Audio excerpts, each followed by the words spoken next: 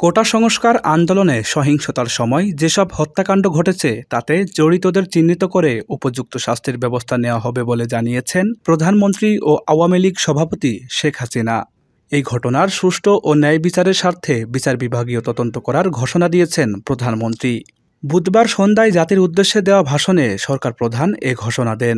প্রধানমন্ত্রী বলেন, আমি ঘোষণা করছি হত্যাকাণ্ডসহ যেসব অনভিপ্রেত ঘটনা ঘটেছে সুষ্ঠু বিচারের ও ন্যায় বিচারের স্বার্থে সেসব বিষয়ে বিচার বিভাগীয় তদন্ত করা হবে।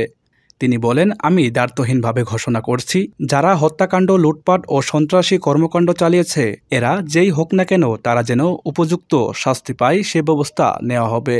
আন্দোলনকারীদের উদ্দেশ্যে প্রধানমন্ত্রী বলেন, সর্বোচ্চ আদালতের রায় আসা পর্যন্ত ধৈর্য ধরে অপেক্ষা করার জন্য আমি সবাইকে বিশেষভাবে অনুরোধ জানাচ্ছি।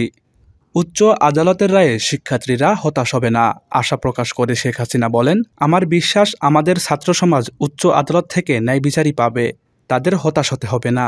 তিনি বলেন, আপিল আদালতে শুনানির দিন ধার্য করা হয়েছে। আদালত শিক্ষার্থীদের কোনো বক্তব্য থাকলে তা শোনার সুযোগ সৃষ্টি করে দিয়েছে। এই আইনি প্রক্রিয়ার মাধ্যমে সমস্যা সমাধানের সুযোগ রয়েছে। প্রধানমন্ত্রী বলেন, এই আইন প্রক্রিয়া সমাধানের সুযোগ থাকা সত্ত্বেও রাস্তায় আন্দোলনের নামে নেমে দুষ্কৃতিকারীদের সংঘাতের সুযোগ করে দেবেন না।